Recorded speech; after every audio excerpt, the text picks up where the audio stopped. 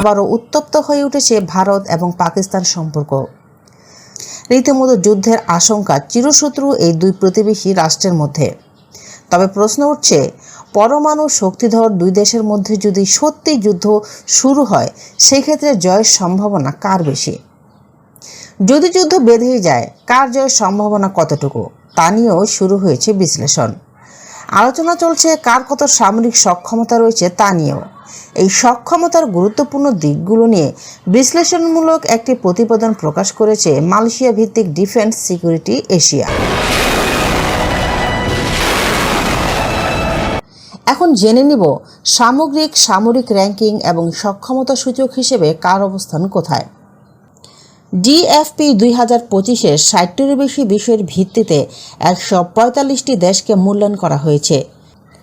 সে অনুযায়ী সামরিক র্যাঙ্কিংয়ে ভারত বিশ্বের মধ্যে চতুর্থ। সক্ষমতা সূচকে স্কোর 0.1184। কম স্কোর মানে বেশি শক্তিশালী সেনাবাহিনী বোঝানো হয় এখানে। এই ক্ষেত্রে পাকিস্তান বিশ্বে 12তম, যার স্কোর হচ্ছে 0.2513। র্যাঙ্কিংয়ে ভারতের এই অবস্থান দেশটির বড় জনসংখ্যা, বৃহত্তর প্রতিরক্ষা বাজেট এবং বিস্তৃত পরিসরের সামরিক সম্পদের প্রতিফলন। অন্যদিকে পাকিস্তান ছোট অর্থনীতির কারণে নানা সীমাবদ্ধতা এবং বৈদেশিক সরবরাহকারী, বিশেষ করে চীনের উপর নির্ভরশীলতা সত্ত্বেও ভারতকে মোকাবিলায় কৌশলগত বিষয়গুলোই মনোযোগী, ফলে নির্দিষ্ট খাতগুলোই প্রতিযোগিতামূলক অবস্থানে রয়েছে দেশটি। পারমাণবিক সক্ষমতা। ভারত এবং পাকিস্তান দুই দেশই পারমাণবিক ক্ষমতার অধিকারী দেশ। তাদের প্রতিরক্ষা কৌশলে এই সক্ষমতার ভূমিকা গুরুত্বপূর্ণ। ভারতের পারমাণবিক অস্ত্র রয়েছে 130 থেকে 140টি। ডেলিভারি সিস্টেমের মধ্যে রয়েছে অগ্নি-3-5 ব্যালিস্টিক ক্ষেপণাস্ত্র, যার পাল্লা 3000 থেকে 5000 কিলোমিটার, মিরেজ 2000 ও রাফায়েল, এবং সামুদ্রিক প্রতিরক্ষায় আইএনএস আরিহান্ট। পারমাণবিক অস্ত্র আগে ব্যবহার না করার নীতির পক্ষে রয়েছে ভারত, তবে এই ধরনের হামলার শিকার হলে ব্যাপক আকারে প্রতিশোধমূলক হামলার পক্ষে দেশটি। অন্যদিকে পাকিস্তানের পারমাণবিক অস্ত্রের সংখ্যা 140 থেকে 150।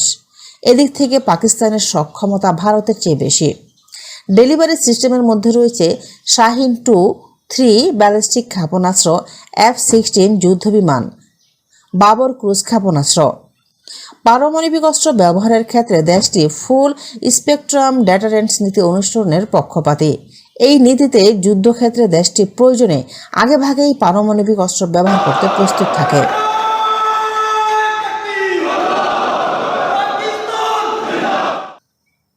সৈন্য সংখ্যা। ভারতের সক্রিয় সেনা সংখ্যা 21,40,000। রিজার্ভে রয়েছে 11,55,000 সৈন্য। এছাড়াও যুদ্ধকালীন পরিস্থিতিতে মিলবে আরও 31 কোটি সেনা। অপরদিকে পাকিস্তানের সক্রিয় সেনা রয়েছে 6,53,000। রিজার্ভে রয়েছে 5,13,000 সেনা। যুদ্ধকালীন পরিস্থিতিতে দেশটিতে মিলবে 4 কোটি সেনা। স্থলবাহিনী। ভারতের স্থলবাহিনীর হাতে রয়েছে 4,614টি ট্যাঙ্ক, সামরিক যান রয়েছে 5,681টি, রকেট আর্টিলারি রয়েছে প্রায় 292টি।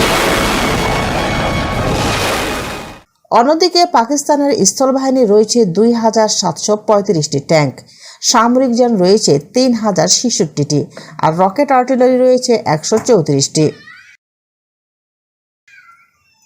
বিমান বাহিনী।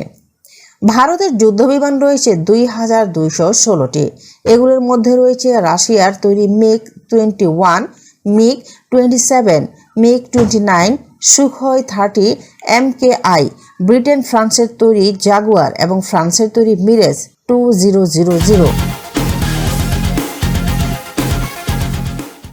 অন্যদিকে পাকিস্তানের হাতে যুদ্ধবিমান রয়েছে 1,143টি। এগুলোর মধ্যে রয়েছে চীনের তৈরি F-7PG এবং যুক্তরাষ্ট্রের তৈরি F-16 ফ্যালকন। নৌবাহিনী। আর্মড ফোর্সেসের হিসাবে ভারতের নৌবাহিনী রয়েছে 15টি সাবমেরিন, 15টি ফ্রিগেট, 11টি ডেস্ট্রয়ার এবং বিমান বহনকারী জাহাজ 2টি। অন্যদিকে পাকিস্তানে রয়েছে 5টি সাবমেরিন এবং 9টি ফ্রিগেট। প্রতিরক্ষা বাজেট 2025 এবং 26 অর্থবছরে ভারতের বাজেট $7,900 কোটি, যা যুক্তরাষ্ট্র এবং চীনের পরে এর অবস্থান তৃতীয়। এটি জিডিপির 2.1% প্রায়। এই ব্যয় পূর্ববর্তী বছরের তুলনায় 9.5% বেশি।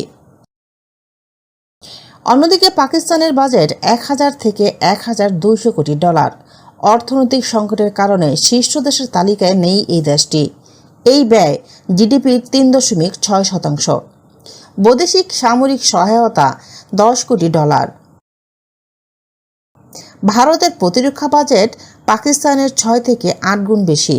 এই বিপুল প্রতিরক্ষা ব্যয় ভারতের সামরিক খাতে প্রযুক্তি এবং অবকাঠামোগত এবং জনশক্তির আধুনিকীকরণে আরও বেশি বিনিয়োগ করার ক্ষেত্রে সহায়ক হচ্ছে। পাকিস্তান বাজেট সংকটে ভুগলেও চীনের সহায়তা এটিকে সামাল দিচ্ছে।